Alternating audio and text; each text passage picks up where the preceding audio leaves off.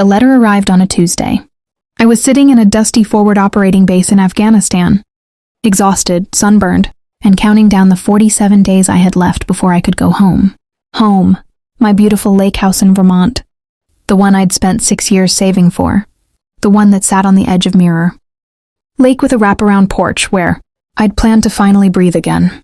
The letter was from a real estate company, a closing notice, a congratulations on your sale notice, for a house I never listed, for a sale I never authorized, for $450,000. That went directly into my parents' bank account. My own mother and father had sold my home while I was serving my country, and they were already spending the money. If you think you know how this story ends, you don't. Stay with me, because what that judge said in that courtroom made my own father collapse to the floor, and I was standing right there watching. If this kind of raw, real justice hits different for you, smash that like button and subscribe to True Revenge Tales right now. We tell the stories they don't want told. Now let's get into it. The letter arrived on a Tuesday, and I remember every single detail about that moment. The way the dust hung in the air like a permanent fog over the forward operating base.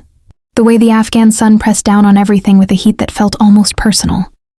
The way my hands smelled like gun oil and dirt when I unfolded that single sheet of paper and started reading words that my brain genuinely refused to process on the first pass. I had been in country for 8 months. 8 months of sand in my teeth, of sleeping in rotations, of learning to read silence, the way a musician reads sheet music. Understanding that what you don't hear can kill you just as fast as what you do. I was 31 years old. I was a staff sergeant with 2 prior deployments under my belt.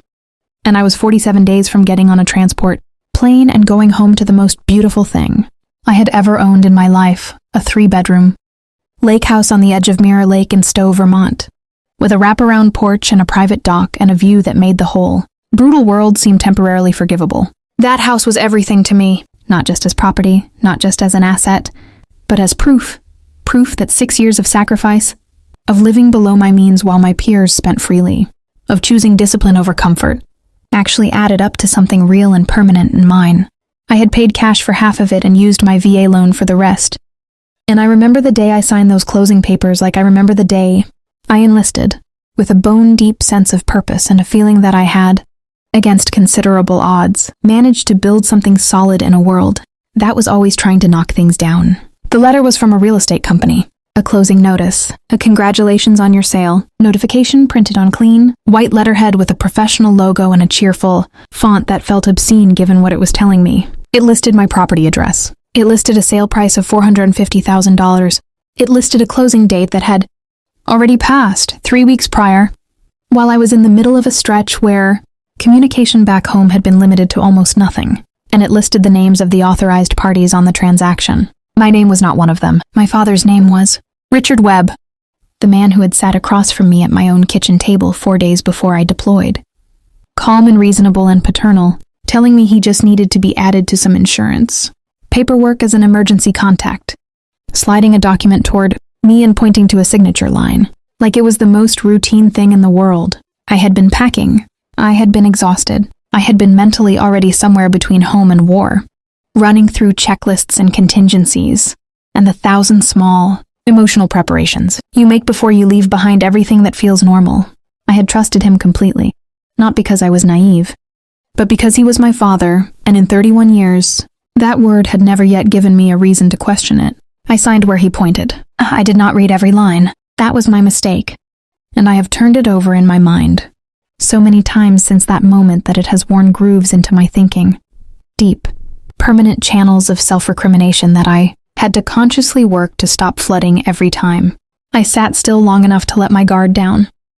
What I had actually signed, buried deep within the deliberately complicated language of that document, was a limited power of attorney with clauses that, in the hands of someone who had done their research and consulted the right people, could be interpreted, or rather, deliberately stretched and manipulated, to authorize a real estate transaction on my behalf. The key word is deliberately, because what I would later learn in that courtroom, through forensic document analysis and deposition, testimony and a paper trail that glowed like a runway at midnight, is that my father had not stumbled onto this idea in a moment of desperation. He had planned it. He had consulted someone, we believe an attorney who has since faced his own professional consequences, about exactly how such a document would need to be constructed. to create the illusion of legal authority. He had done this research before I came home for that pre-deployment visit. He had the document prepared and waiting before I walked through the door. The whole scene, the kitchen table, the reasonable tone, the framing of it as an insurance formality was choreography. Every element of it was designed to lower my guard and get my signature before I had time to think, before I had time to call my own attorney, before I had time to do anything other than trust the man who had spent 3 decades telling me that trust between us was the one thing that didn't require negotiation. When I finally processed what I was reading in that letter, when my brain finished its desperate attempt to find an alternate explanation and accepted the one that was right in front of me, I felt something shift inside me that I don't have a perfect word for. It wasn't quite anger, though anger came later and came hard. It was more like a structural failure. The sensation of a load-bearing wall inside, your chest just quietly giving way, and everything you had built on top of it dropping several inches at once. I read the letter 4 times. Then I sat completely still for a while, which is something combat teaches you. That stillness is sometimes the most powerful response available to you. That action taken from shock is almost always action taken badly. I thought about the $180,000 I had saved before I ever took out that loan. I thought about the years of living in base, housing and skipping vacations and driving a truck with 140 miles on it because I had a number in my head, and I was going to hit it regardless of how long it took. I thought about the first morning. I woke up in that lake house and walked out onto the porch in the dark, before sunrise, and just stood there listening to the water and understanding for the first time in my adult life what it felt like to have somewhere that was completely, unconditionally yours. I burned one of my satellite phone windows calling home. Those windows were precious, limited, scheduled, the kind of thing you saved for the moments that mattered most, the calls that kept you tethered to the version of yourself that existed outside the wire. I had been saving that particular window to call a friend back in Vermont, who was going to help me plan a fishing trip for my first week home. Instead, I called my father. He answered on the second ring, and his voice was exactly the same as it always was. Unhurried, confident, carrying that particular frequency of calm that I had once found reassuring and now recognized, with nauseating clarity, as the sound of a man who had never once genuinely worried about consequences. I said his name. I asked him what he had done. And he told me, without hesitation, without shame, without even the decency of a pause that might have suggested he understood, the magnitude of what he'd taken from me, that the market had been perfect, that they'd gotten top dollar, that the money was safe, and that we would talk when I got home. We would talk when I got home. As though this were a disagreement about holiday plans, as though $450,000 and the only piece of the world I had ever truly owned were a subject that could be tabled for a more convenient moment. I held that satellite phone for a long time after the call ended, long enough that someone eventually came and asked me if I was all right, and I told them I was fine, because that's what you say in a combat zone, when the alternative is admitting that the most dangerous thing in your life is not outside the wire but sitting in a house in Vermont, probably picking out new furniture with your money. I did not sleep for 3 days. On the 4th day, I found the JAG officer assigned to our base, and I sat down across from her and laid out everything I knew. She reviewed the POA document my father had forwarded when I demanded he send it, and I watched her face as she read it, the slight narrowing of her eyes, the moment her expression moved from professional neutrality into something quieter and more serious. When she looked up, she didn't offer me false comfort or easy reassurance. She told me the truth.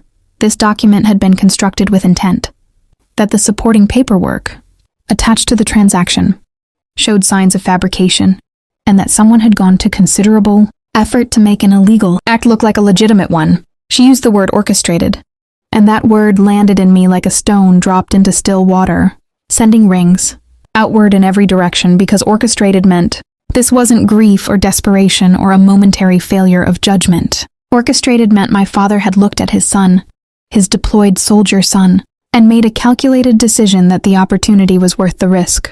It meant he had bet that I would either not find out or not fight back hard enough to matter. It meant he had looked at everything. I was in everything I had built and decided. It was available to him. And somewhere in the dust and the heat and the grinding exhaustion of that phobby, with 47 days left on my deployment and a lake house I no longer owned, I made a decision of my own. Quiet, certain, and absolutely final. I was going to fight. I was going to come home, and I was going to walk into a courtroom, and I was going to make sure that every single person in that room understood exactly what had been done, and exactly who had done it, not out of hatred, not even purely out of anger, but because some things once broken demand to be accounted for, and justice, I had learned, does not come to those who wait. It comes to those who build an unbreakable case and walk forward without flinching. They were both standing at the arrivals gate when I walked through those doors, and the first thing I saw was the banner. Red glitter letters on white poster board, the kind of thing you make with craft supplies from a drugstore, spelling out welcome home, hero in that particular font of forced celebration that made my stomach turn in a way that no amount of combat stress ever had. My mother was holding it with both hands, her arms raised, her face arranged into an expression of genuine joy that, under any other circumstances, would have moved me deeply, because she was my mother and I had been gone 8 months and she had worried every single day. I knew that. My father stood slightly behind her, hands in his jacket pockets, and he was smiling, that same steady, controlled smile I had grown up believing was a sign of strength and steadiness and now understood was simply the face of a man who had never learned to be afraid of the things he should have been afraid of. I stood there for just a moment, my duffel bag on my shoulder, my body still running on the particular kind of alert that takes weeks to power, down after a deployment. And I looked at that banner and I looked at their faces and I made the most difficult choice I made in the entire 2 years that this fight consumed. I hugged them both. I said it was good to be home and I said nothing else. My attorney had been clear. Diana Cho had called me the night before I flew out, and her instructions were delivered in the kind of calm, non-negotiable tone that told me she had handled situations where clients had let their emotions speak first and watched their cases suffer for it. She said, go home, be civil, say nothing about the case, give them no information about what you know or what we have, and get to my office in Burlington the morning after you land. I followed those instructions with the same discipline. I had applied to every order in 8 years of military service, which meant I got in the back seat of my father's car, and I listened to him talk for 40 minutes without giving him a single thing he could use. The drive home was its own particular kind of torture, because my father talked the entire way and every word he said was built on the assumption that I was either too grateful to be home or too worn down from deployment to push back on his version of reality. He talked about the housing market with the enthusiasm of someone who had made a clever investment, using phrases like perfect timing and seller's market and top dollar as though these were things to be proud of, as though the fact that he had gotten a good price for something that was never his to sell somehow redeemed the act of selling it. He mentioned a condo he had been looking at, something smaller, more manageable, he said, better suited to a single guy who was gone most of the time anyway. My mother patted my knee from the front seat and said things like, you'll see, sweetheart, and we were just thinking of you, and I promise it all makes sense. And I looked out the window at the Vermont landscape rolling past and thought about Diana's voice on the phone the night before and breathed steadily and said nothing. I had learned in the military that the most lethal thing you can be in a dangerous situation is patient. Patience is not passivity. It is the disciplined accumulation of advantage before you move. And I was accumulating. Diana Cho's office was in a converted Victorian building in Burlington, 3 blocks from the courthouse. And it was exactly the kind of space that told you everything you needed to know about the person who worked in it. Organized, without being sterile. Serious without being cold. The walls holding framed certificates and commendations, alongside a single photograph of a young man in uniform who I later learned was her brother, killed in Iraq in 2004. She shook my hand when I walked in, looked me directly in the eyes for a beat longer than a standard greeting, and then sat me down across from a conference table that was already covered in documents, arranged in a sequence that told me she had been working on this for months. She had been, she explained, building the case since the JAG officer on my base had forwarded the initial documents 8 weeks earlier, and what she had assembled in that time was not just a civil fraud case. It was a comprehensive dismantling of every layer of deception my father had constructed, documented and cross-referenced, with the kind of precision that made it very clear to me, sitting there in that office on my second day home, that my father had massively underestimated the machine that was now moving toward him. She walked me through everything with a methodical patience that I found both reassuring and increasingly devastating, because each new layer she revealed was another confirmation of how deliberate this had all been. The POA had been constructed with specific ambiguities that were not accidental. She had compared it against standard POA templates and identified language that had been added and modified to create interpretive, room-around property transactions, language that wouldn't appear in any standard document but would look, to a busy or trusting eye, like boilerplate. The supporting documentation my father had submitted to the title company during the sale included 2 notarized statements that the forensic examiner she had hired, a woman with 22 years of experience and a roster of federal cases that made my father's little scheme look like amateur hour, had identified as fabricated. The notary stamp on one of them belonged to a notary who had been deceased for 7 months at the time it was supposedly applied. The real estate agent had been deposed already, and though her attorney had tried to position her as an innocent facilitator, she had cracked quickly under questioning and admitted that my father had told her there was some family complexity around the ownership but that he had full authority to proceed, and she had chosen to believe him because the commission on a $450,000 Lakehouse was not something she wanted to risk by asking too many questions. That admission, Diana explained, created joint liability and the real estate firm's insurance carrier had already been notified and was cooperating with discovery in the quiet, resigned way that insurance carriers cooperate when they know the facts are not on their side. Then Diana showed me the money. That was the part that hit me differently than everything else, because the fraud was one kind of wound, a deep one, a foundational one, but seeing exactly where my money had gone transformed it from an abstract legal violation into something I could picture, something with receipts and timestamps and transaction records that made it impossible to pretend that my parents had been acting in some confused, misguided version of my interests. The wire transfers told a story that my father's attorneys would spend considerable effort trying to reframe in court and fail completely. $180,000 had gone directly to pay off the remaining mortgage on my parents' house, the house they had been struggling to maintain for years, the financial pressure of which my mother had mentioned to me more than once in that particular, careful way. That wasn't quite asking for help, but was clearly adjacent to it. $45,000 had funded a trip to Portugal and Italy, flights, hotels, restaurants, tours, the full architecture of a vacation that I now know cost more than some people's cars, taken while I was on a base eating packaged food and sleeping in shifts. $60,000 had gone into home renovations, a new kitchen, new bathrooms, a landscaping project that my aunt would later describe to me, entirely without irony, as absolutely gorgeous. $22,000 had purchased a car. Of the entire $450,000, less than $140,000 remained in the account, frozen now by the injunction Diana had filed, and that number sitting there in black and white on a bank statement with my address on the top of the originating transaction was the moment I understood completely and irreversibly that my parents had not acted out of confusion or misplaced love or even panic. They had treated my deployment as an opportunity. They had looked at the window of time during which I would be unreachable, legally vulnerable, and dependent on their good faith, and they had decided to take everything they could before it closed. I sat in Diana's office for 4 hours that day, and when I finally walked out into the gray Vermont afternoon, I stood on the sidewalk for a while and just breathed. My rental apartment was 12 minutes away. My Lakehouse, the one with the wraparound porch and the private dock and the view that made the world seem forgivable, was now someone else's.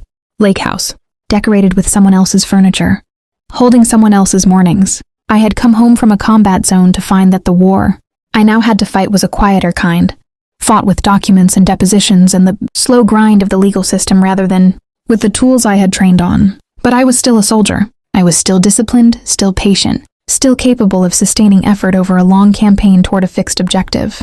And my objective was fixed, so clear and so certain that it almost felt peaceful.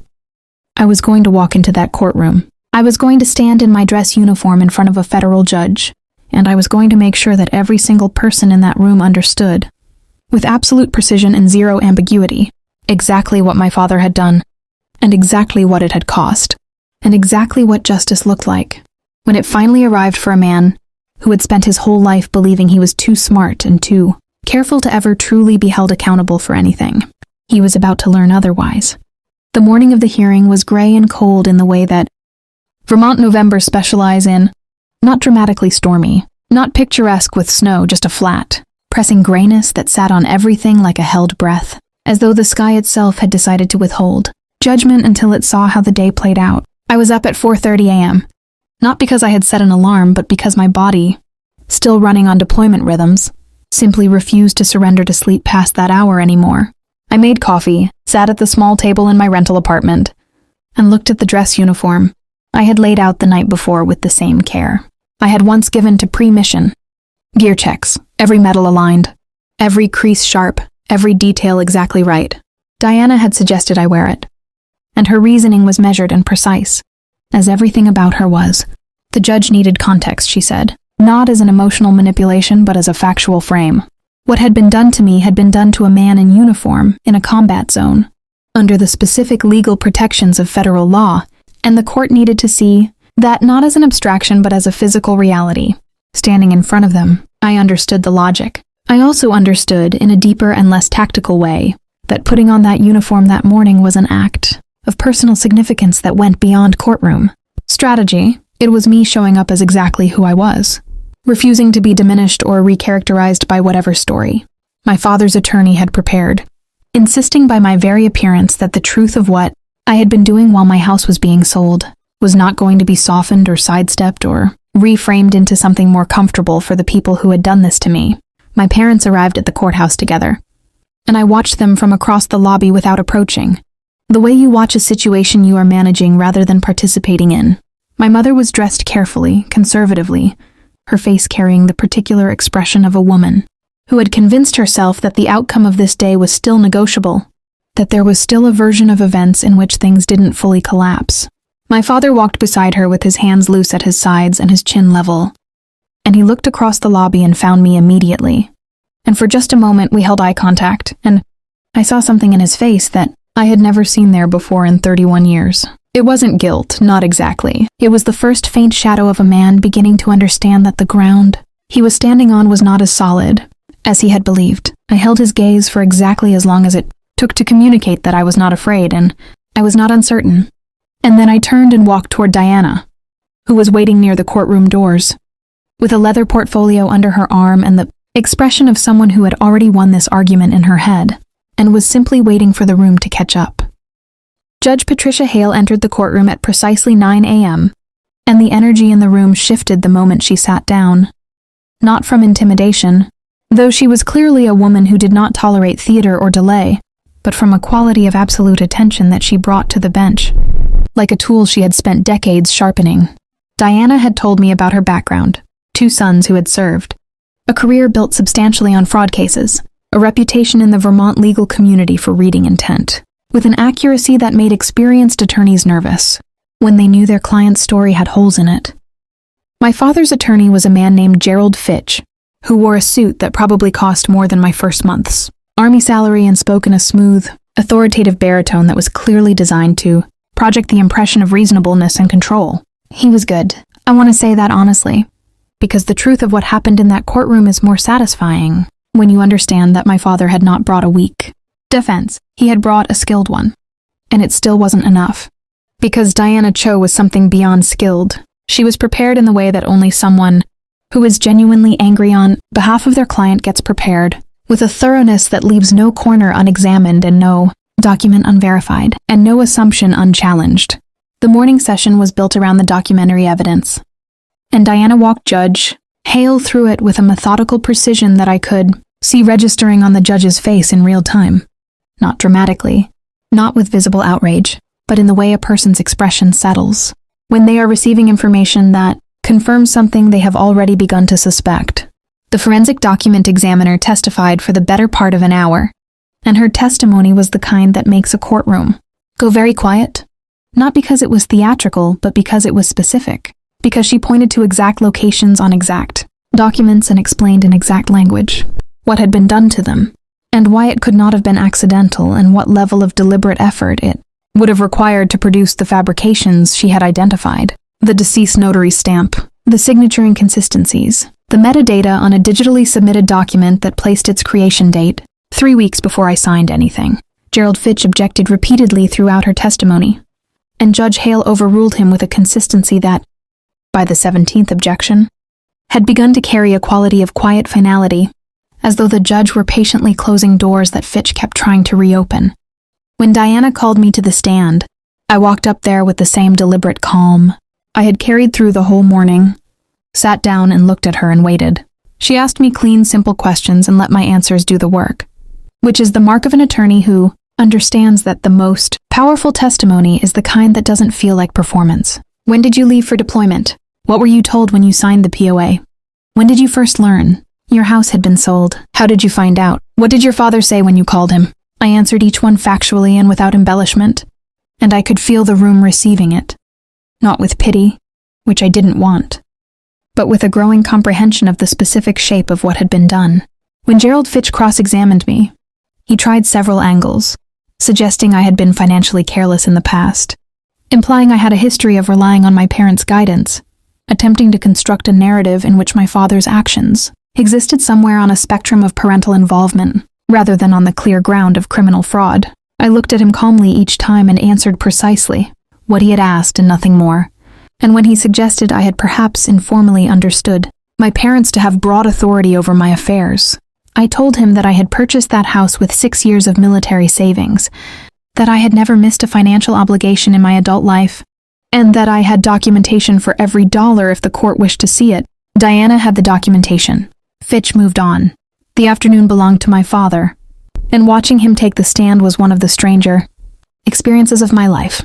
Stranger, in some ways, than anything I had encountered downrange, because I was sitting in a room watching a man I had known every single day of my existence attempt to construct a version of himself and a version of events that bore almost no relationship to what I knew to be true, and doing it with a fluency and a confidence that told me he had rehearsed it, carefully and believed, even now, that it might work. Gerald Fitch walked him through the narrative they had built together.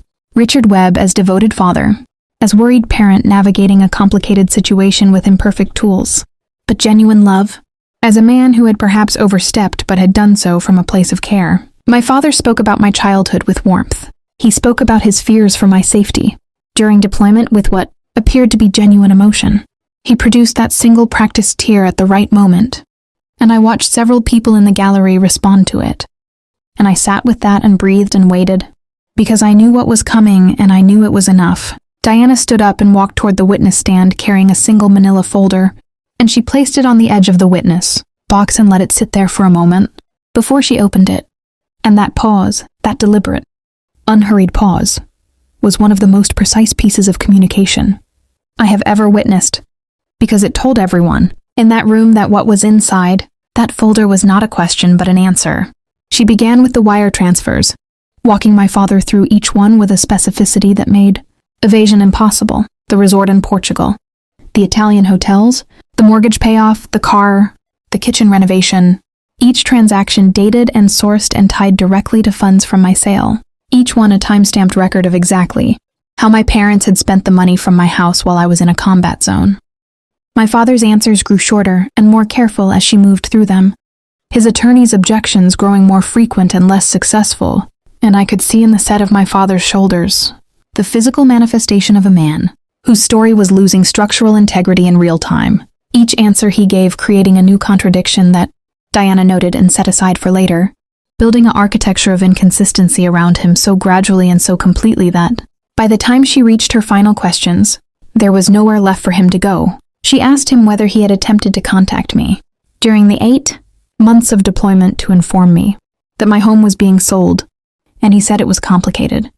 And she laid the phone records on the witness box.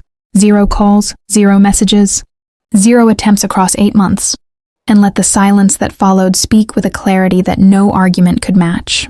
And then she asked him the question that ended it, the one she had saved for last with the patience of someone who understood that the most devastating thing you can say in a courtroom is often the simplest true thing, delivered at the moment when there is no armor left to absorb it. She asked him whether, at any point during those 8 months, he had considered the possibility that his son might not come home. The sound my father made was not a word. It began somewhere in his chest and arrived in the air as something between a gasp and a groan, and he gripped the edge of the witness box with both hands, and his face went the color of old ash, and then he folded, not dramatically, not like a movie collapse, but in the slow, crumpling way of something that has been under too much pressure for too long and simply cannot hold its shape anymore. The bailiff was moving before anyone else in the room had fully registered what was happening. Gerald Fitch was on his feet. My mother cried out from the gallery, and I sat in my dress uniform with my hands folded on the table in front of me and watched. and felt something that was not satisfaction and not grief, but something quieter and more final than either. The feeling of a debt, being acknowledged by the universe, slowly and completely, and without any possibility of renegotiation. The paramedics ruled it a severe anxiety attack. He was stable within 20 minutes. He did not return to the stand. He didn't need to, because Judge Patricia Hale had seen everything she needed to see, and 11 days later her ruling arrived with the full weight of everything. Diana had billed, asset liquidation including the home paid off with my money, referral to the district attorney for criminal proceedings, and a written opinion that used the word deliberate 14 times in describing my father's conduct. I read it alone at my small table with cold coffee, and understood that justice, when it finally arrives, doesn't announce itself with fanfare.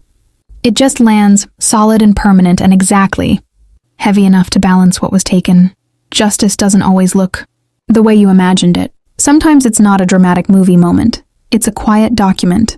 A patient attorney, and a judge who reads the room and calls it exactly what it is. To every veteran out there, your service doesn't stop the wolves from circling. Know your rights. Read every document, and never assume that love automatically means loyalty.